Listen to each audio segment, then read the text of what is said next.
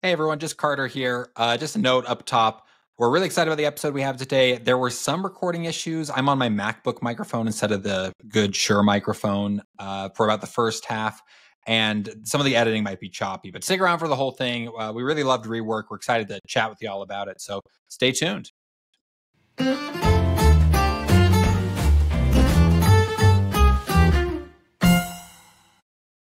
Hey there, welcome to Book Overflows, the podcast for software engineers by software engineers, where every week we read one of the best technical books in the world in an effort to improve our craft. I am Carter Morgan, and I'm joined here, as always, by my co-host, Nathan Dupes. How are you doing, Nathan? Doing great. Hey, everybody. Well, thanks everyone for tuning in. As always, if you're on YouTube, you can like, comment, subscribe. If you're on any audio platform, you can leave a comment if it lets you, or give us a 5-star review. Helps the podcast grow, and always share it with your friends, share it with your coworkers, share it with anyone in the industry who you think could benefit from hearing this content, because we like that about this podcast. It's a very niche podcast, but it's makes it easy. You know exactly who to share it with. So if you feel like you know someone who would like it, go ahead and share it with them. And we are excited this week. We are getting back into, I don't know, Nathan, would you say this is more of a career book? Because we did a very technical book last week, Grokking Concurrency. Is this a career book, a culture book? How would you even define this? Yeah, I think it's if you're including, entrepreneurship and starting your own company as part of a career, that's exactly where this book hits. Yeah. Maybe a leadership book is the best way to put it. And, that's part of a career. I don't know. It's a manifesto for contrarians in the tech space. That's what I think it is. We got to read more manifestos. We've read a couple. Because this week we're doing ReWork by Jason Fried and David Heinemeier Hansson, DHH, as he's more commonly known. As I give a quick background, you might know these names, but in case you don't, Jason Fried is the co-founder and CEO of 37 Signals. They're the makers of Basecamp and Hey, a Chicago-based software company known for its simple, elegant project management tools. A vocal advocate for small business independence and work-life balance, Fried has built a profitable company while rejecting traditional Silicon Valley growth models. He's known for championing remote work, minimal meetings, and the philosophy that constrains free creativity. And then we have David Heinemeier Hansson, is the co-founder and CTO of 37 Signals and the creator of Ruby on Rails, the influential web development framework that powers much of the modern internet. I don't know how true that is anymore, but hey. A Danish programmer and entrepreneur, DHH is famous for his contrarian views on venture capital, his love of racing cars, and his belief that you can build great software without sacrificing your personal life. He splits his time between Chicago and Spain, embodying the remote work principles he advocates. And if you follow on these guys on Twitter or X or whatever you want to call it, this is something they're really known for. Is I don't think these guys have ever taken any venture capital money. They kind of really reject that model of run unprofitably for a while while growing. Years ago, they did take some outside investment from Jeff Bezos personally. Okay. I think Bezos is just like a fan of sort of their contrarian take. Mm-hmm. But it's also been interesting. I think DHH recently has been very anti-cloud. So if you've seen him, he's had some like LinkedIn and Twitter posts that have kind of blown up on like how they're saving $2 million a year by not using, some cloud technology.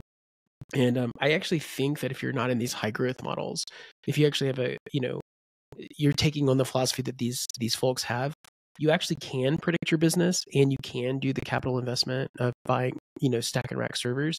And there are business cases that makes more sense. And so again, I think if you take this like contrarian approach, but back it with real data, you really can do some interesting things. And I don't always agree with these guys, but I like them a lot, and I think that it's cool that they exist in the ecosystem. Yeah, they've got strong opinions, but they're not backed by nothing, right? I think like anyone with strong opinions, sometimes you tend to overgeneralize and say because it works for us, it works for everyone. But it is cool to see different models tried. That's kind of what this whole book is about, the different model. The book introduction we have here is ReWork shows you a better, faster, easier way to succeed in business by rejecting conventional wisdom like writing business plans, seeking investors, and studying competitors. The truth is you need less than you think. You don't need to be a workaholic, staff up, waste time in meetings, or even have an office. This book teaches you to stop talking and start working with counterintuitive ideas on productivity, marketing, and building a business on your own terms. Perfect for entrepreneurs, small business owners, and anyone dreaming of escaping the corporate grind. So yeah, that's what we got here with ReWork. Really quick read. I mean, it's like 200 pages or so. The audiobook is 3 hours. So Nathan, what do you think of ReWork?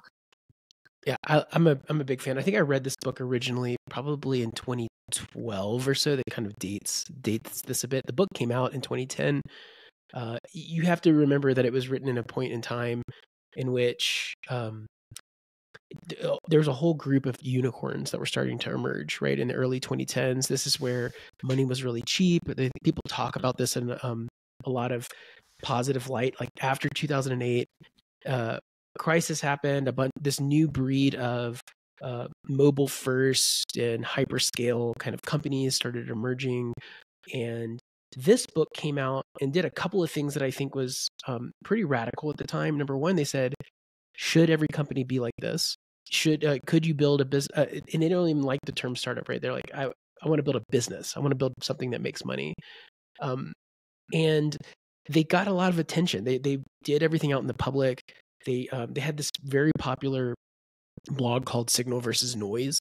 And so like, even if you weren't a Basecamp user, you could kind of understand where they were coming from.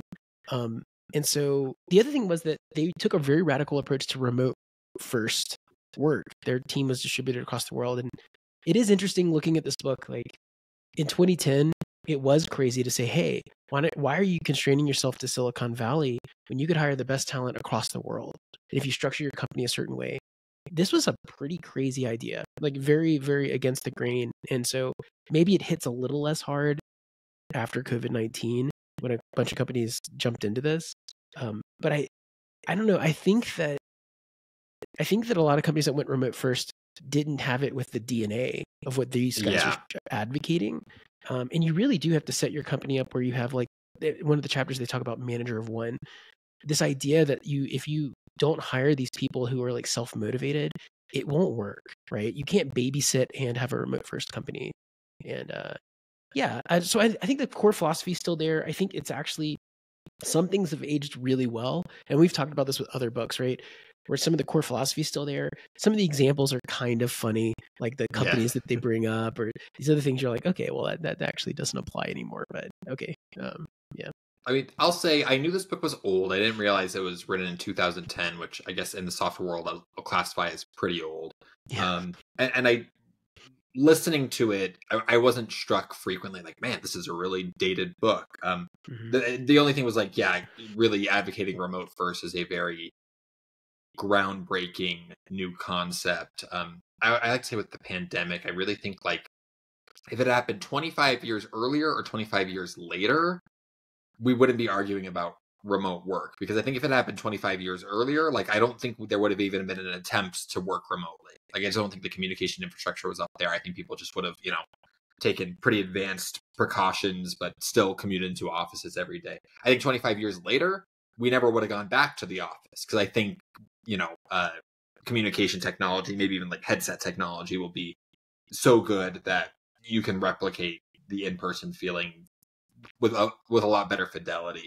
But we just happen to hit it right at the time where like it is viable, but it's there are still its challenges. So doing it in 2010, I'd be so curious to know how they were doing in 2010. I guess you had things like Skype and because what are Basecamp and Hey? I know them, but I don't know them exactly. Yeah, these are good. So there's a couple things. Number one, you'll get a visceral reaction from folks. Some people either love Basecamp or really, really hate it, and they think that 37 Signals is maybe pretentious, or they don't listen to their customers. That's actually not true. 37 Signals has a really clear idea of who their ideal customer is, and this comes up in the book too, which is this idea that you can't be everything for everyone. If you're not taking in VC and just 100% focus on customer acquisition, they actually it's a project management software, and it originally emerged from a project management software that they were building for themselves as they were a software consulting company. And Basecamp is just really easy to collaborate, have shared to-do lists, put a bunch of documents for review. It's just very clear, like product focus, creativity, project management workflow. I used to use it actually in my consulting business when I was like working with customers and clients. We would spin up a Basecamp account and like work through some kind of hairy project and then move on. Hey is their sort of answer to email. So it's you get an email address at hey.com. It's got a bunch of like really nice anti-spam features and some productivity and simplicity features. Again, the people who like Hey love it.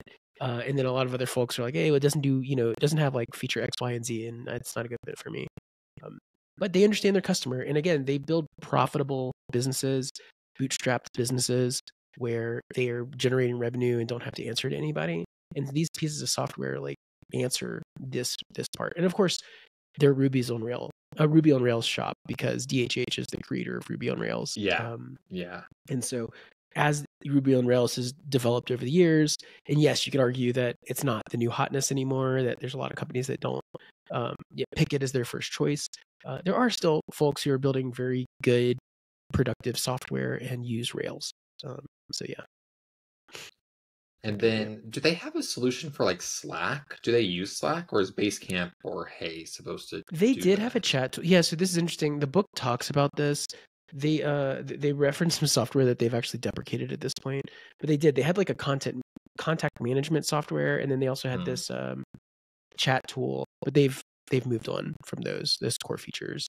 At the time, both of those were very much lacking in 2010. Group communication and then context. I actually used their contact management system until other things came along that were fine, right? Like that was the thing it was really nice when I was doing, it's basically like a really basic CRM, and it integrated with Basecamp, so it was really nice. But you could kind of tell that they had abandoned it, or at least weren't doing active development on it. And at that point I was like, okay, I should find somewhere else to go. Yeah. Well, yeah, I mean, Nathan, I guess we kind of already talked about it a bit, but so you mentioned like it's kind of contrarian, it's a quick read, it's maybe showing its age a bit. I think as far as I go, I said of Sex and You, Nathan, like, this is a book full of platitudes, and I don't mean that in a bad way. Like Psalms is maybe the better way to say it. Like, it makes the book really, really easy to digest because they don't spend a long time on each idea. They'll kind of say like, idea, you get like 4 paragraphs in it, maybe they're moving to the next idea. It's well structured. It doesn't feel scattered at all. No, yeah, it is. It's like Psalms or Proverbs or something like that. Proverbs, where it's like, yeah. And I will say it's a 200-page book, but there's a lot of pictures, and the pictures are fun. So that's the other part. Is it was a quick read, and again, if you judge it by audiobook, a lot of times we'll switch back and forth depending on the book. This is less than 4 hours, and I listen to most audiobooks on 1.6 speed, so it's way less than that. I do 1.75. I've tried 2. Oh wow, it's too much. Wow, I can't handle it. It depends. It depends on the density. There is a threshold in which I'm like, if I'm not focused on the book, I can't listen to it that fast. I've been doing a lot of packing because we're about to move to Costa Rica, and so it was like great for like boxing stuff up and being. Of course, I'm also revisiting this book, and I'll tell you, ReWork had a big impact on me. I decided probably in 2015, 2016, I wanted to go to doing remote work, like completely 100% remote. Even to the point that I almost actually thought about applying for a job at 37 Signals. They had some like DevOps types roles. Of course, again, contrarian view though, they weren't using containers and Kubernetes and stuff like that. They had this like a different stack, Capistrano and some other things that the Ruby world used.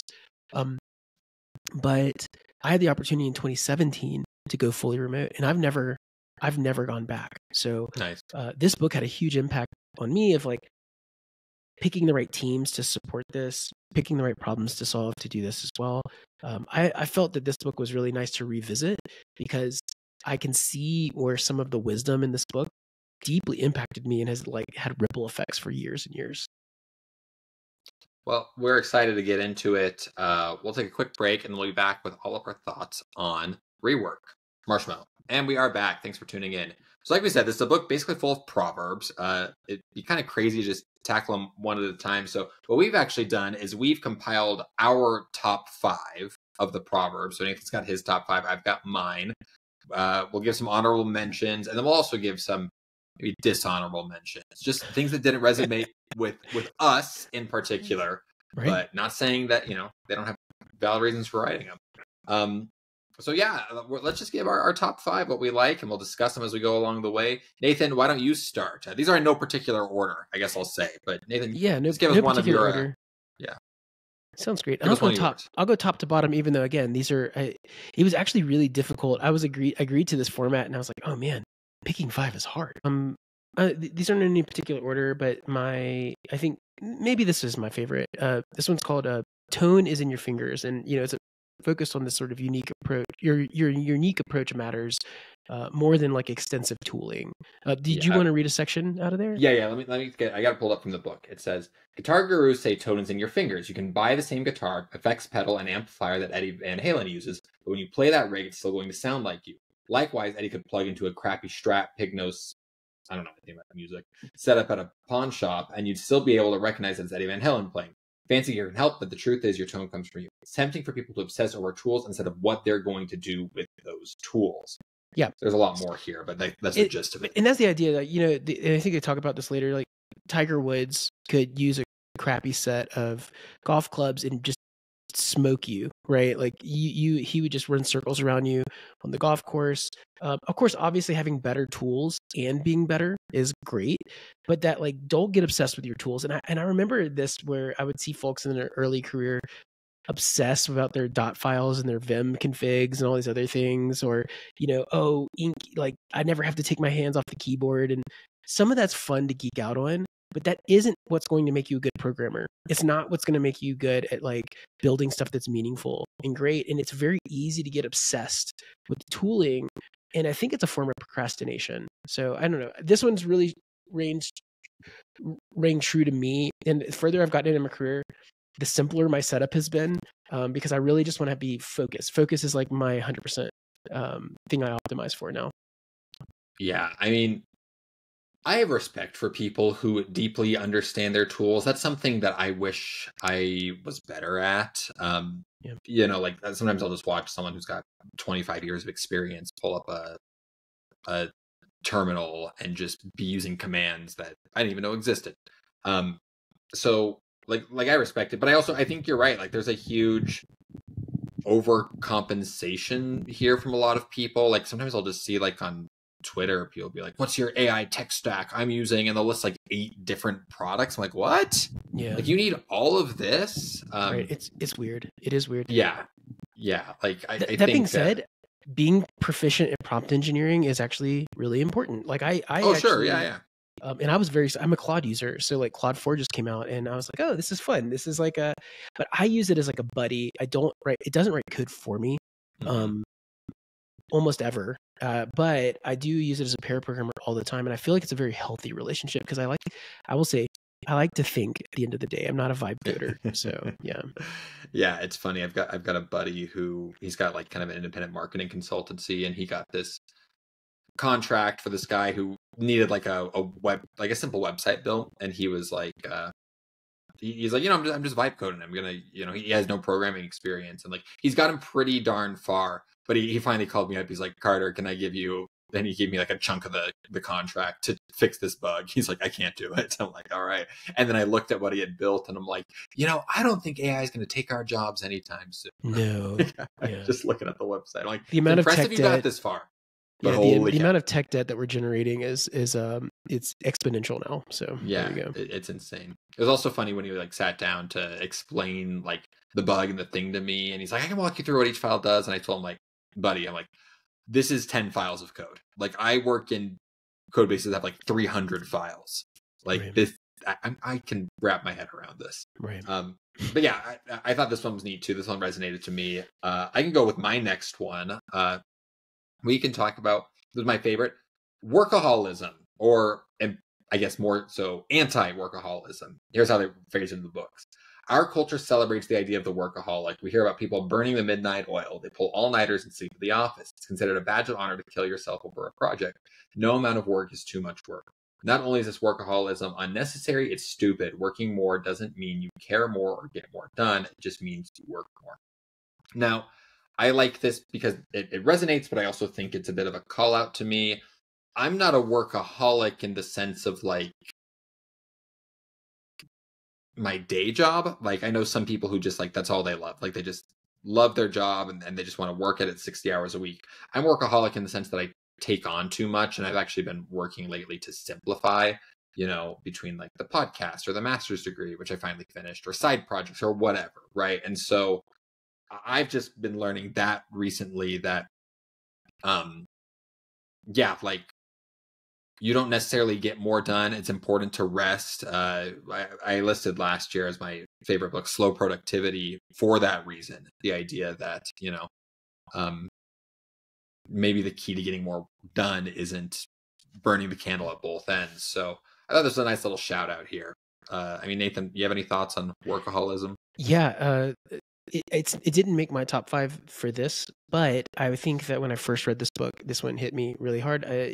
When I transitioned to being fully remote, right before that, I was the CTO at an early stage startup. We had raised Series A funding. Nice. I was a quintessential workaholic, right? And part of it was really just trying to keep all the plates spinning and not being very good at delegating properly. And I did delegate. I did spin a lot of plates, but I thought going into hero mode was like an awesome thing to do. And I think this book kind of pointed a finger at me and said, like, don't do that. That's really, number one, it's not sustainable. Number two, you're not going to make the best decisions for yourself, your family. It's not a badge of honor, right? It really isn't. And I think that's I can totally see why that resonated with you.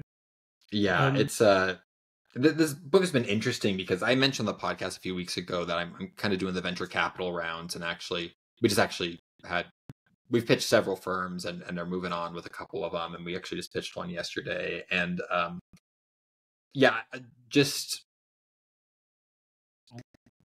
I don't know, like a lot of the jobs I've had, like, I've enjoyed my jobs. They pay well. You learn a lot. I get to work with interesting people. I haven't ever really worked on anything that like lights up my world where I'm like, yeah, like this is something I'm really, really excited about. And so it's been easy to not be a workaholic there, but I don't know, as I've been kind of doing my own thing, like I'll have moments like where I'll tell my wife, like, okay, I'm coming to bed. And then it's like 90 minutes later and she's already asleep. And so I'm curious, as if I'm ever so fortunate to do my own thing full time, or maybe be at the ground floor of something, someone else's thing, but you have a bit more of a say, I can see falling into this. And so, I appreciate the sentiment here, and maybe a bit of a warning for where I might find myself in a couple of years. Yeah. It helps with mindfulness. I think is the most important thing. If there's one thesis that came out of this, is to be intentional, right? Be intentional with a lot of the stuff that you're doing. So on that, my second, one of my second topic is focus on what try that again. Focus on what won't change. And so I can actually quote a little passage from this, which is, a lot of companies focus on the next big thing. They latch onto what's hot and new. They follow trends and technology, and they say this is a fool's path. That you need to start focusing on fashion instead of substance. And to skip down, this actually comes from a Jeff Bezos interview that I actually saw. It was a fireside chat. He said, the core of your business should be built around things that will not change, things that people are going to want today and 10 years from now. Those are the things that you should invest in.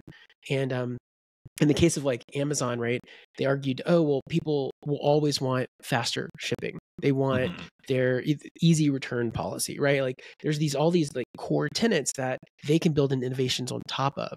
But if they do like, buy now, pay later, that's the new hotness, and they go chase it. And do they really need that? And is that really what you should build the future of your business on? The answer might be that it's a good and prudent thing to do.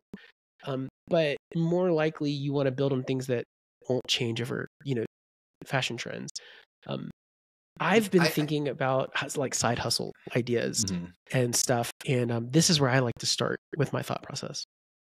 Yeah, I have such mixed feelings on it. I was listening to not on this idea. Like, I think focus on what you won't change, or on what won't change, makes a lot of sense. And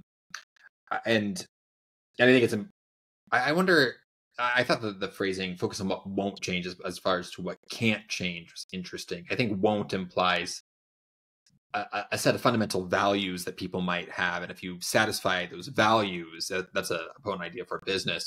I was listening to a podcast with the Substack co-founders.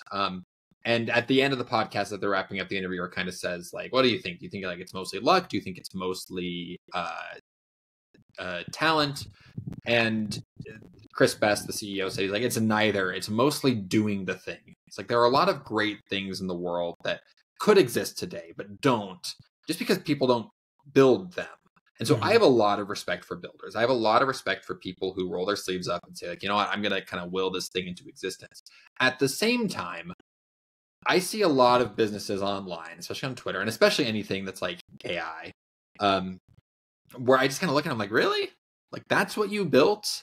I remember seeing like this particularly funny thread, which is like 19 businesses that are going to face extreme disruption because of, you know, agentic AI, or what are they, multimodal AI, I think what they were saying. I was like, oh wow, like that seems pretty interesting. I wonder what 19 businesses are going to get disrupted. And it's like he just looks like a bunch of new startups that were like ChatGPT wrappers, you know, for like some niche use case. I'm like, well, okay, yeah, that's going to get disrupted. That's why I didn't bother building that business, because like I could see from a mile away that, you know, OpenAI was just going to make this a feature and eat your lunch. Yeah, a lot of those, they're equivalent to startup version of a pump and dump, right? You're like, yeah, exactly. Maybe you can strike first and have somebody acquire you to, you know, get market share faster or something, but that's a high risk thing because it's pretty low value long term, and the big players are going to do it better, you know, as soon as they can. And like, you know, not everything you build has to be like $1 billion business. I was even having an idea while driving the other day, something kind of AI related, and I thought like, could I build them? Like, yeah, I could. And just thinking like, you know, while I was thinking about it, I'm like, I don't think this thing would generate hundreds of millions a year, but you know, you get some Facebook ads, maybe it generates 40,000 a year or so, costs nothing to run, and just kind of runs itself in the background. Like, I respect that. Like, I think, you know, something like that is cool. But I think there are people who really like the idea of having their own company and will chase anything to be the CEO or to be a founder or whatever. And I think it matters what you build. And I think this idea of focusing on what won't change helps you build the right things, not just build anything. Yeah, so my next one, and this actually is very similar to what we've just been talking about. This idea, it's make a dent in the universe. How they put it: to do great work, you need to feel that you're making a difference, that you're putting a meaningful dent in the universe, that you're part of something important. This doesn't mean you need to find the cure for cancer. It's just that your efforts need to feel valuable. You want your customers to say, this makes my life better. You want to feel that if you stop doing what you do, people would notice. I think this is really underrated when talking about jobs. I mean, or maybe at least it's underrated for me. I think it can be really hard when you're working on a product where you think, you know, if this disappeared tomorrow, what would happen? Who would notice? Like, would we be fine? Would we be better off if this disappeared tomorrow? Like, I know there are some people that get really territorial and protective of their jobs and will kind of fight big political battles just to continue to have a purpose. I always feel icky when I wind up in those situations. I want to be on the relatively objective side, and I just feel like, hey, if what we're building isn't very valuable, let's not build it. Let me move to somewhere else. And I think this can be like this looks different for different people. For me, this tends to really manifest as like, I like anything I can really demonstrate to other people. I like consumer facing stuff. Like when I worked at one of the food delivery companies, like I was not making the world a better place necessarily. I worked on the post-purchase delivery team. We handled like order tracking and order refunds. Like, again, nothing crazy, but I liked showing people what I was working on. Like I liked, you know, if I was at a family reunion or whatever, saying like, see this screen? Like that's the thing I built, you know? And I liked knowing that the work I was doing, like if I could make our order refund process a little easier, that would make a customer's life a little easier, right? I struggle when I get really trapped in the weeds of something and feel like, you know, if I disappeared tomorrow, I don't think anyone would notice. So this is a really important thing for me. I mean, Nathan, how about you? How does this resonate? Yeah, no, for sure. I think, you know, it's easy to come to work when you're having a good day, and it's not easy to do the work when you're having a bad day. And if you don't have that sort of deeper motivation of, oh, I'm making a dent in the universe, those bad days get really bad, right? I think it's really, it's hard I talk about this with my daughter. So she plays guitar. She's been taking guitar lessons and ukulele lessons, and some days she doesn't want to practice. And I was like, well, you are what you do, right? You are what you do. And if you're a guitar player, you play the guitar. And even if you have to show up and you have to do it, even if you don't feel like it, but you like playing guitar and you love that feeling of learning a song from start to finish and performing to other people. And guitar players show up. They do the work. They do these deeper things. And so her making a dent in the universe, right, in this one area is her hobby of playing the guitar. And I think the same thing is true. Like, do you have this deeper motivation of why you're showing up and doing the thing every day? What you were saying earlier about some people get very territorial with their work.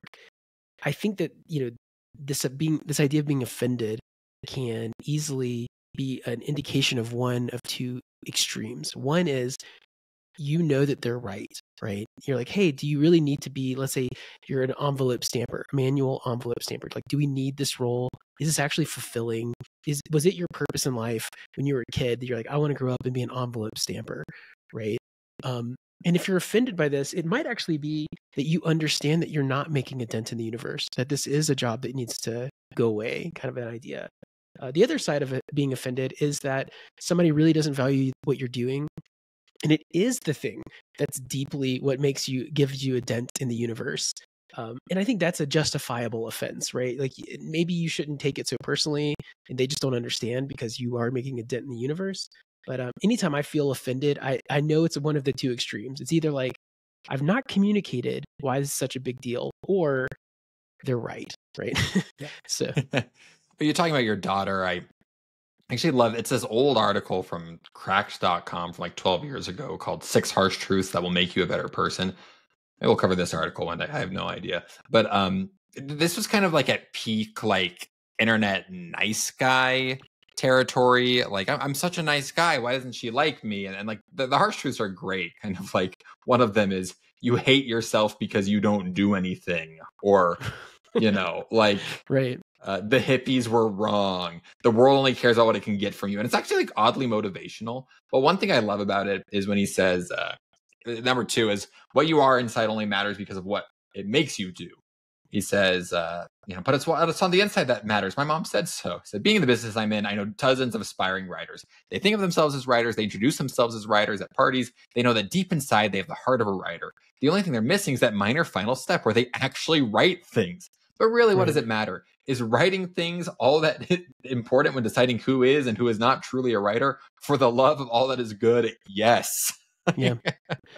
No, I think it was Steve Jobs that said real artists ship, right? So this idea is that you gotta do the thing that you're doing. And I will tell you, if you're not in alignment with your making the dent in the universe philosophy, you're going to get burned out. You're going to get miserable. These other things. And you can still get burned out and be making a dent in the universe. Like, these don't preclude one another.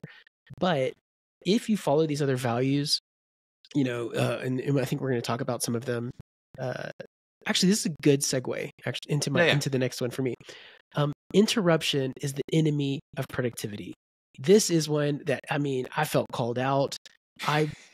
This is my local minimum where I will like slip into this. We're into busyness theater. I think this is what we talked about with slow productivity. I love saying yes to stuff. I love collaborating with people. I love doing things. And I will just interrupt myself into oblivion. I will accept too many meeting invites. I will find what I think in the moment isn't maybe the most important thing to work on, but really it's actually a form of procrastination about the deep work that I need to get into. They say if you're constantly staying late or working weekends, it's not because there's too much work to be done.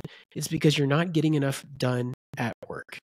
And the reason is interruptions. And again, I felt called out. This is what makes this book so fun. It's these little things where you look at this and a little meditation and you go, yeah, half of my week is meetings, right? I've definitely had that kind of situation where you're like, well, of course I'm not getting anything done.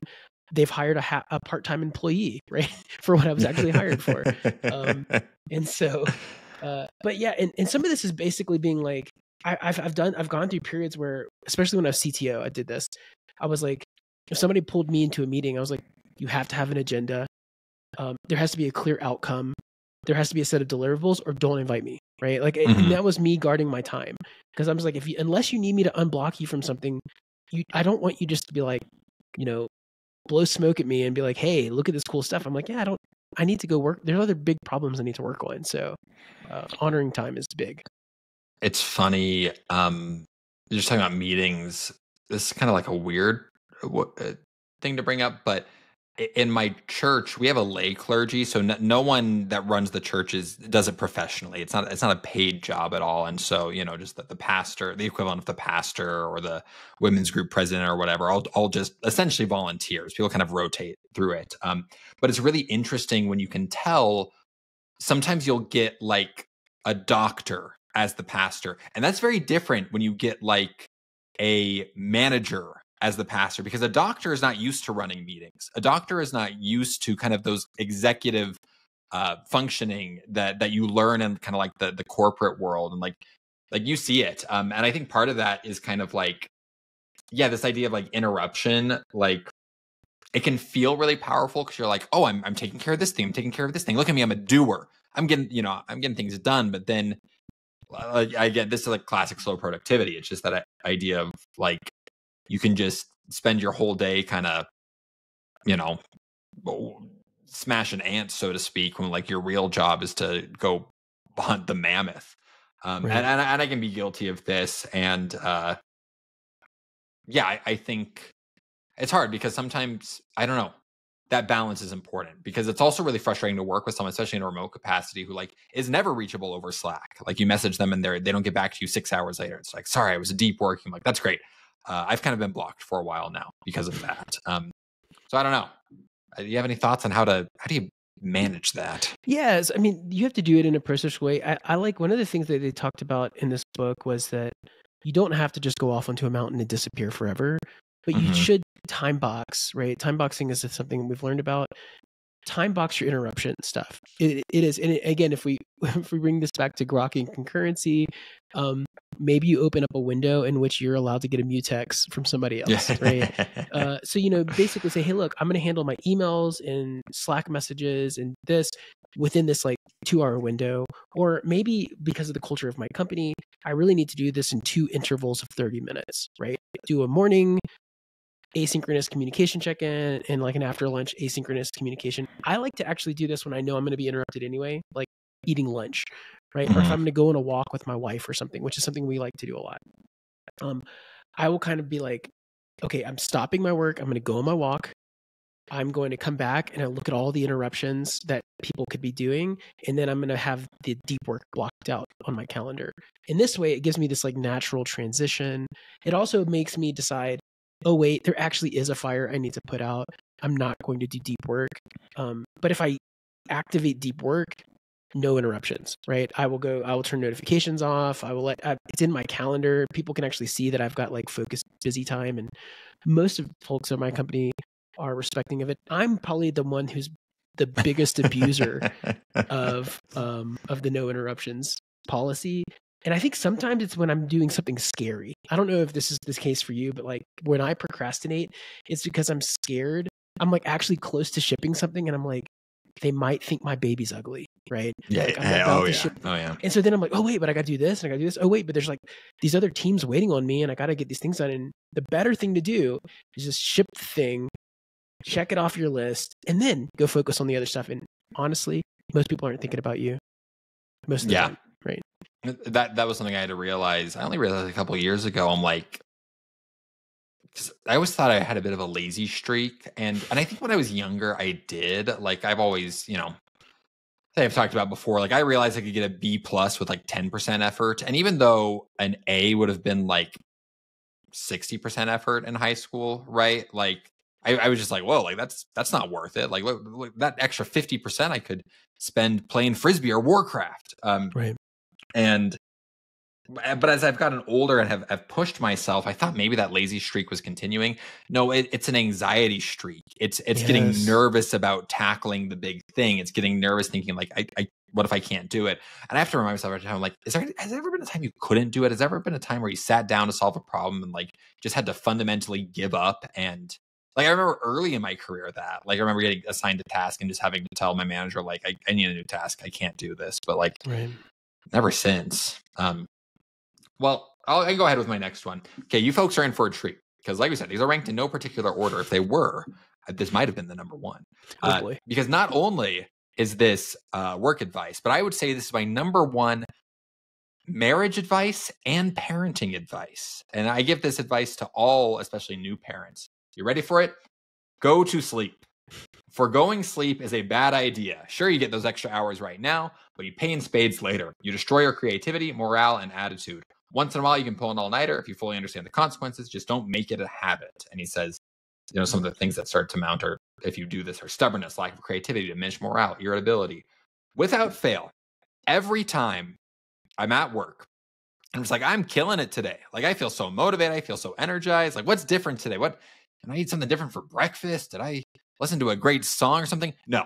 The answer is that I got a great night of sleep beforehand. And I tell all new parents, I say, there will come a time in your relationship where it's going to get really bad and you're going to start thinking that something's gone seriously wrong. And you're going to ask, you know, if you married the right person, or maybe we've just changed. Like, nothing's changed. You're tired.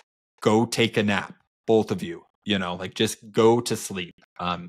We had that in our marriage. Just one of our kids just really wasn't sleeping through the night. And I thought, like, oh my gosh, is this, like, maybe something really fundamental has changed. This really hard. No, the answer is that both of us were getting about 60% as much sleep as we should have.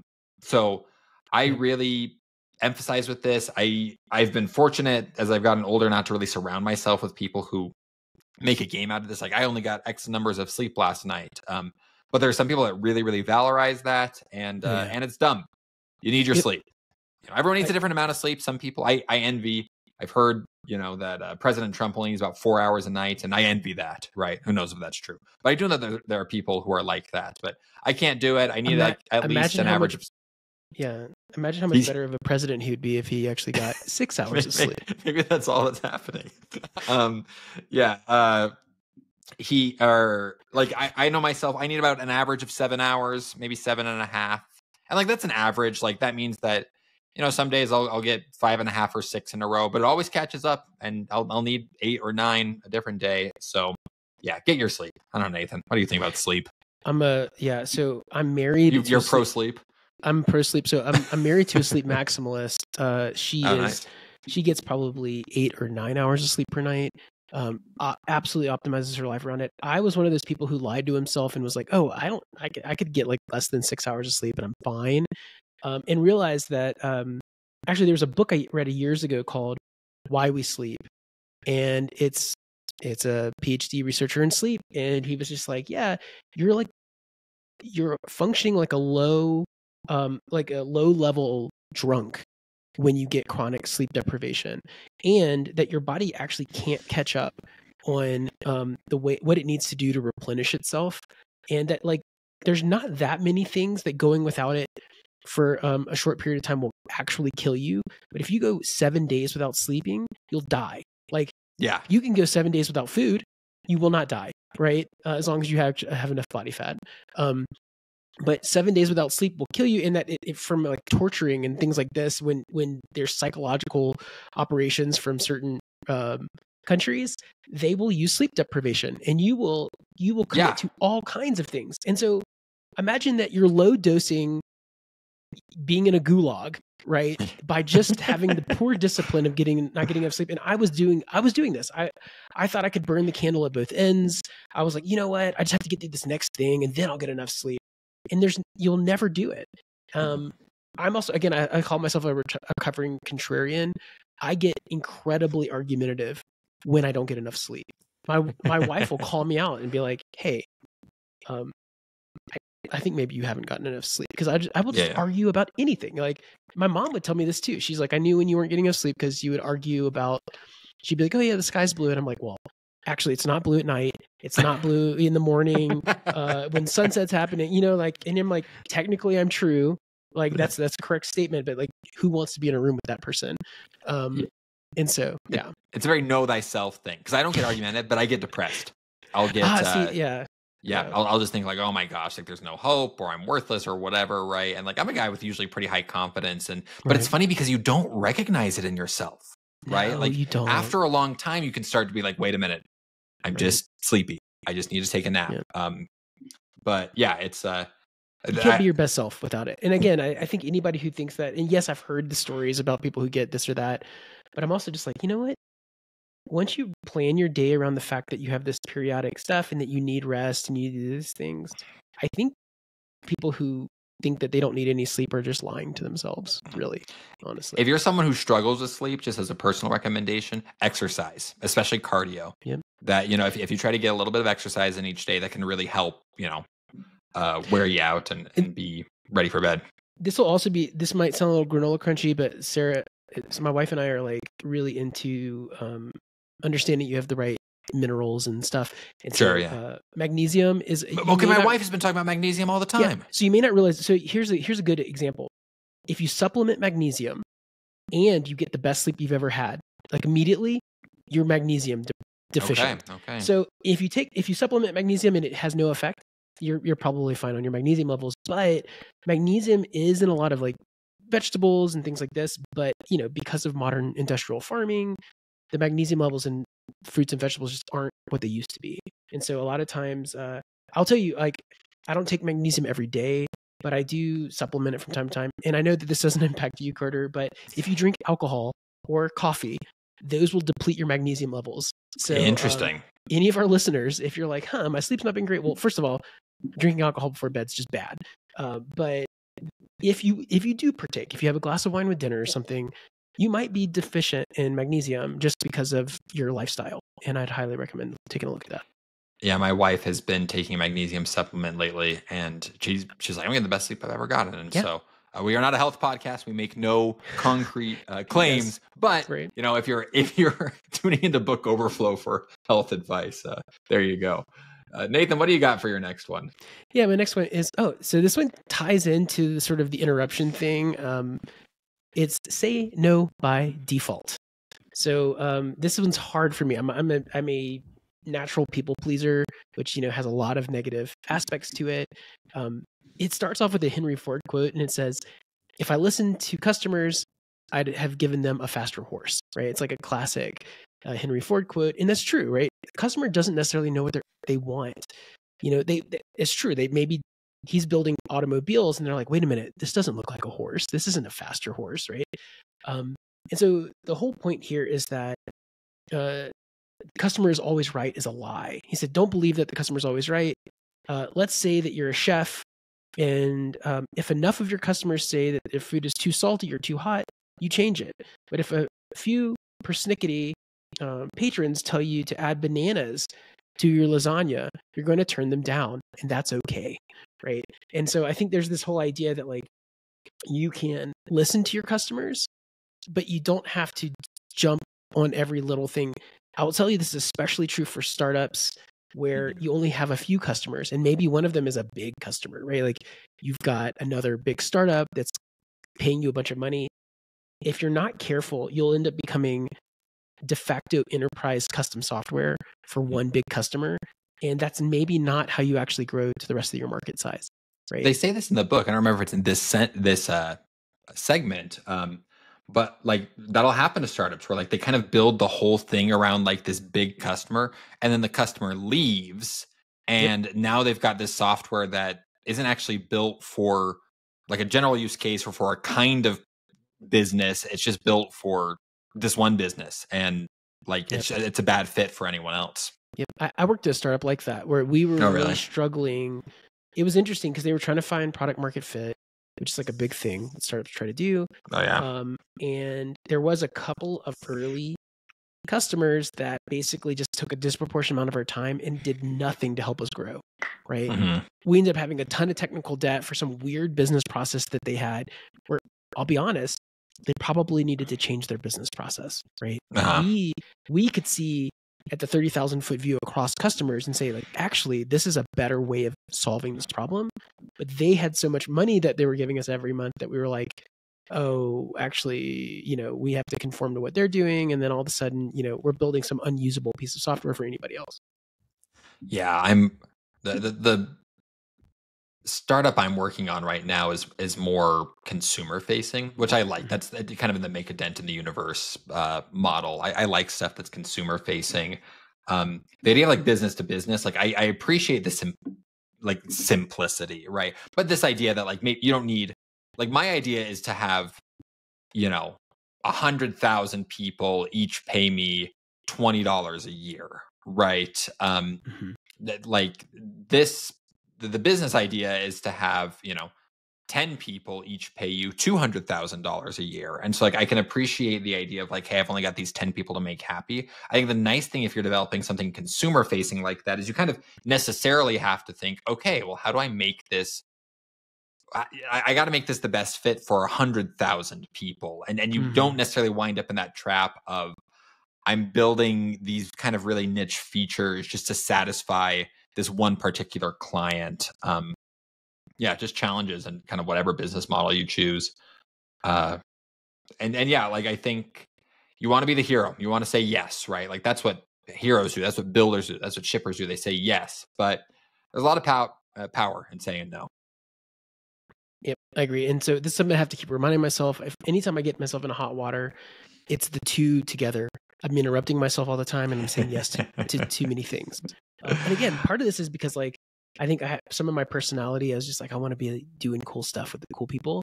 But I can't do cool stuff with all the cool people in all the things, right? So you have to, I'm like that too. I mean, that's why we have this podcast, right? And like, there have been times with this, like, I never know what I don't know what that balance is, because there have been times with the podcast, like this podcast is, it's not like a ton of work, but it's work. Like the reading, it takes up a decent chunk of our week, and we have to edit it, and we are in communication with authors and things like that. And there have been times where I've wondered, like, I don't know, maybe should I quit doing the podcast? But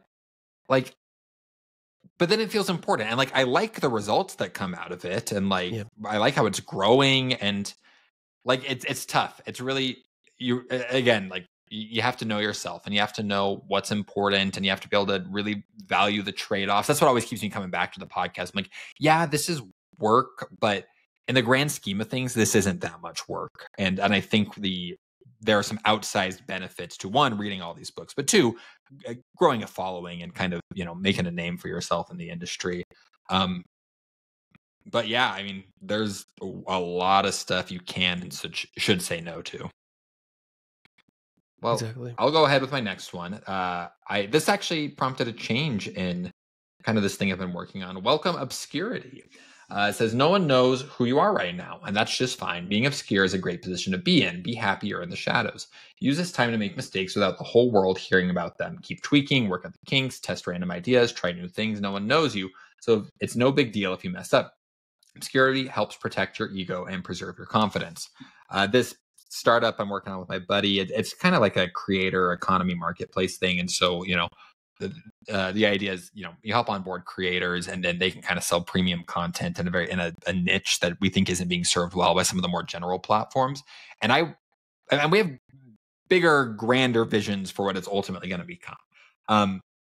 And I think I was getting too nervous about those bigger, grander, like more platform visions about what it's going to become. And then I'm thinking about like launching this thing, and like you build a consumer facing thing and you launch it into the world. Like that's pressure, like business to business software. It's like, if you mess up with your first client, like no one else saw it, but you launch an app on the App Store or a website that you're having people advertise in their Instagram channels or whatever. Like, that was consuming with a lot of anxiety.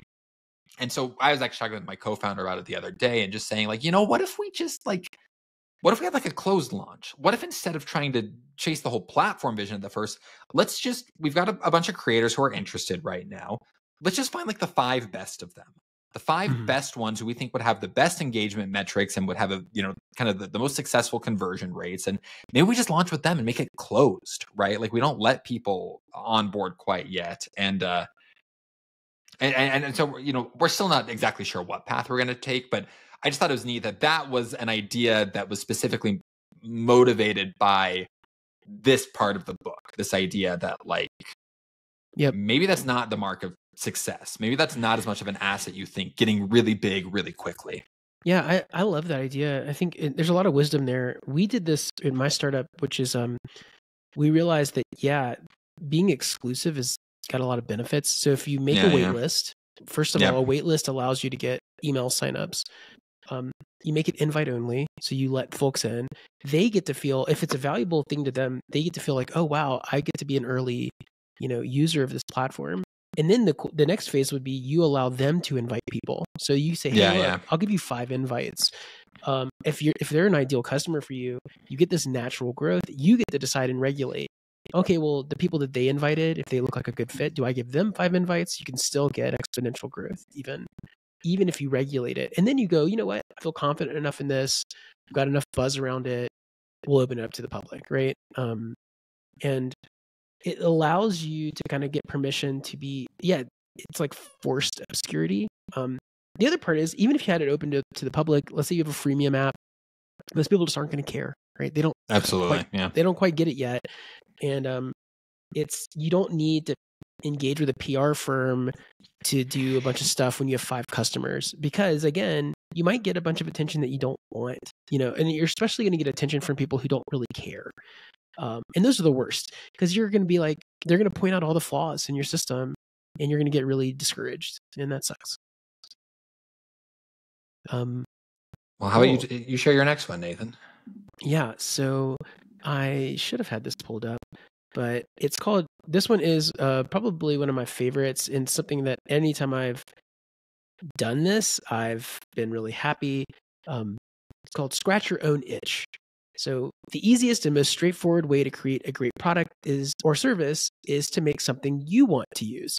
And I find this to be really valuable. Like, I'm not very good. I'm not like a natural product or B2C type person who thinks about, the user journey and understanding this like market thing. But I'm like, man, I really wish this tool existed for me. If I built this thing, are there other people like me that are trying to solve this problem that would find this useful? And this is actually where they say the Basecamp came from, right? That they were building this, let's see, actually, they might have actually brought up HighRise, which is their customer relations manager. It says, at 37 Signals, we built products that we need to run our own business. For example, we wanted a way to keep track of whom we talked to, what we said, and what we need to follow up next. And so we created HighRise. Now, again, most people are going to use modern CRMs like, Salesforce or something. Salesforce is a good example. Salesforce tries to do literally everything for everybody. If you've ever seen a Salesforce integration, it's like really difficult to understand how to get everything set up, because you can literally customize everything. HighRise, on the other hand, was this like very minimalist approach. It was basically like a contacts list plus some like, tickler file sort of follow-up pieces and some other things. It was really nice. But they needed this tool internally, and they were like, hey, we'll share this to the public. We'll, see if we needed this. Here's why we built this thing. Here's the cool things it does. If you want to use this, you can use it. It's $10 a month or whatever, right? I like this. To me, this is like a good way of being like, is this valuable? Well, if it's valuable to me, it might be valuable to others. Yeah, this is something that actually also motivated a change in this kind of thing my buddy and I are kicking around, because as we were building it at first, we knew we were solving a problem that we had felt, that we had personally felt, and that we felt like, okay, this is a solution. But the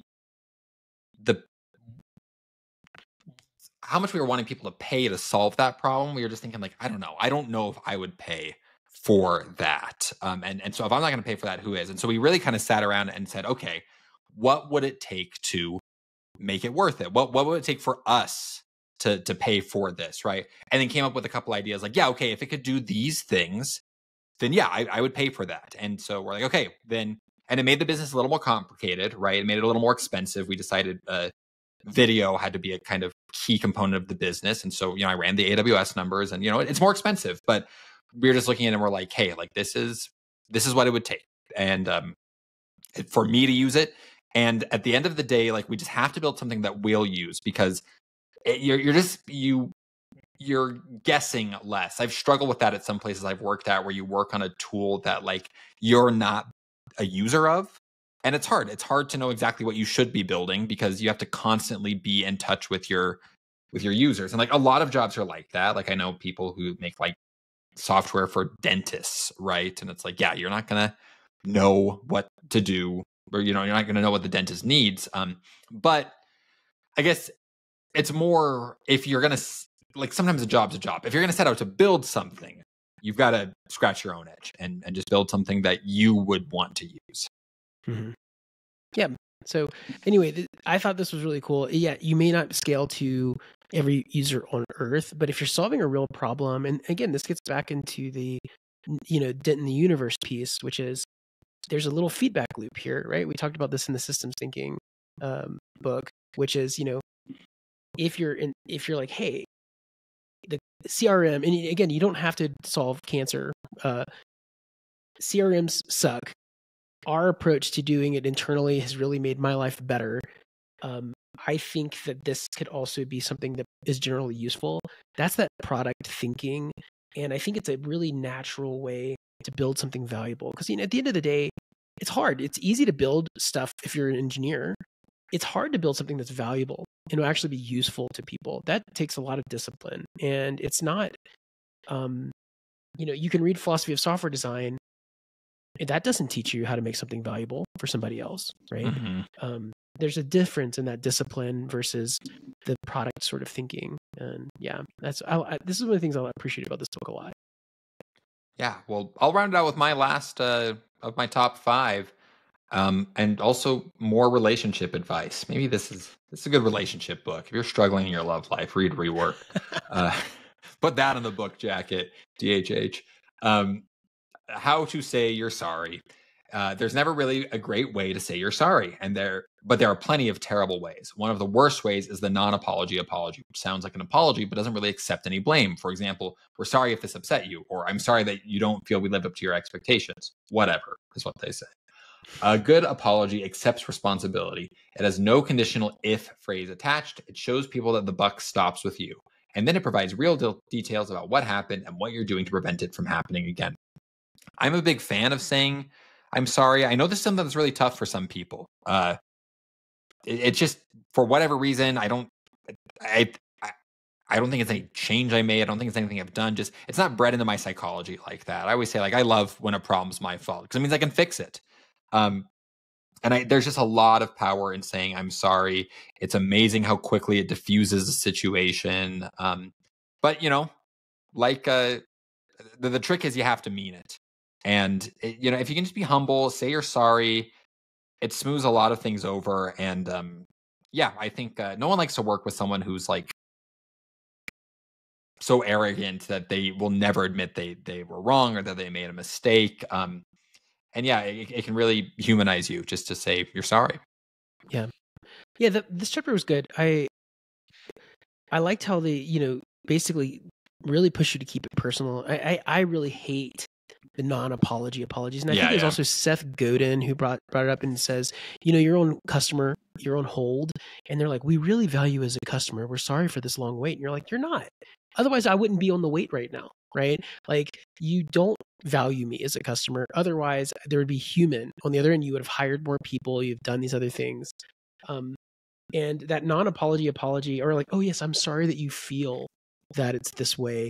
And you're like, this is the most passive aggressive way that you could have ever addressed me here. Yeah. And there's just like, the book talks about this in other places too, but I think, like, you know, if you have values, you got to stick to those values. I worked, if you know what this place is, you'll know what I'm talking about, but I'm going to keep it vague. I worked for a place that had some overarching principles that they really stuck to, you know, and a lot of them made sense. During the early 2020s, they added some new principles, which were like, be the greatest employer on earth, and like some like big sustainability and responsibility principles. I'm not saying those aren't good principles. I wish they had stuck to those principles, right?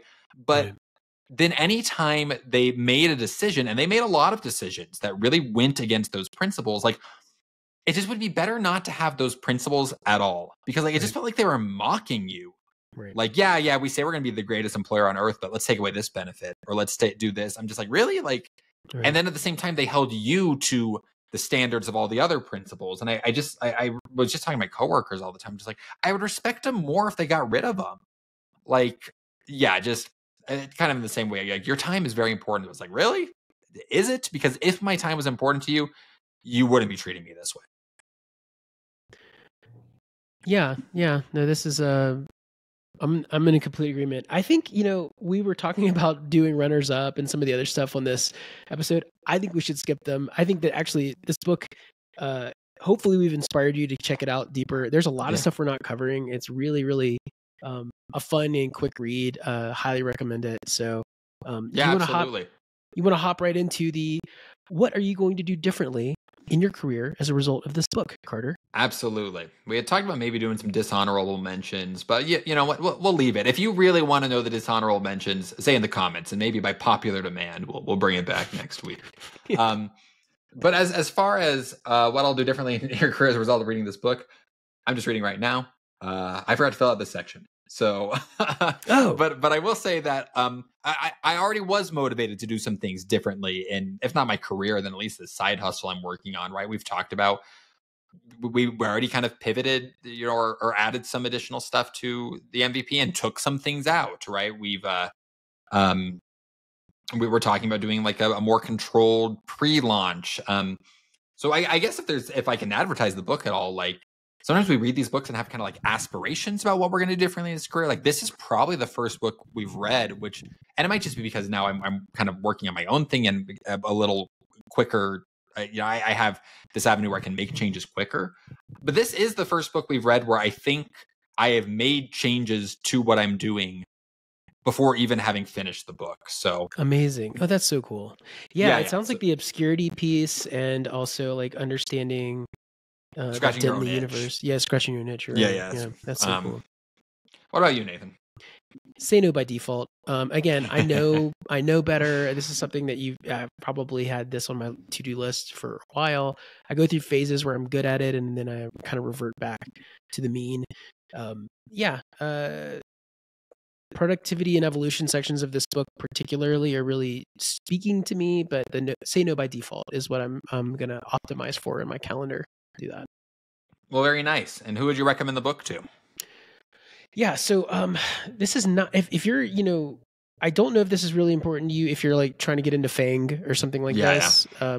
If you're a bootstrapper or an entrepreneur, if you have the idea for a side hustle, if you're trying to figure out, should I raise money versus should I build something that's niche and profitable from day one, this book will give you a lot of really good material. I said, there's some folks who advocate, these are the same folks that advocate, there's a series they did called Bootstrap, Profitable, and Proud, which is a really kind of cool micro SaaS world where that maybe your total addressable market, right? This is something that startups talk about, might not be huge. You're not talking about multi-billion dollars, but you're talking about you can get a 20% stake of a $100 million market.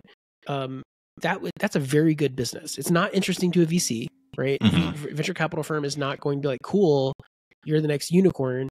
But if you can keep your operating costs low and you can make a profitable business, you could still make 4x, 5x what you make as a software engineer, right? That's absolutely. Nice.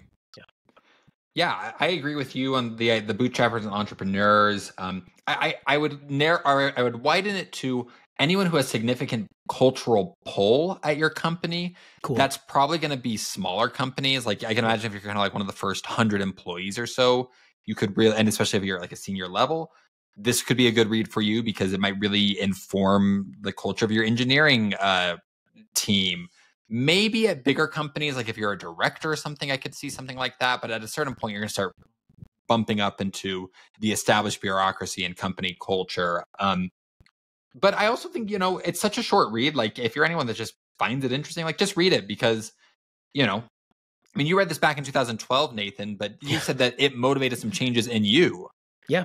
This is one of those big pieces. I ended up running what I called a solopreneur entrepreneur venture for years and made better money than I could have made as a software engineer at the time, because I was not proven.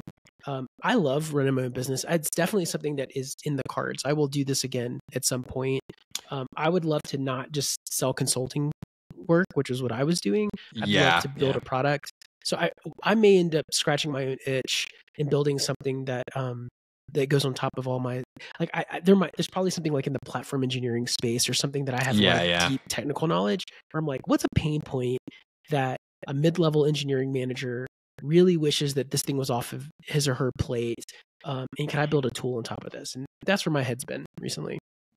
My joke startup is always Tinder for cats. That's always my bad startup idea. Well, great. Thanks for tuning in, everyone. This was a great book to read. We're happy to have taken the week to read it. You can contact us at contact@bookoverflow.io. You can find the website at www.bookoverflow.io. You can find us on Twitter, or me on Twitter at Carter Morgan, the podcast on Twitter at Book Overflow Pod. And you can find Nathan and his work with Functionally Imperative, his newsletter at functionallyimperative.com. Thanks for tuning in, everyone, and we'll see you around next week. See ya.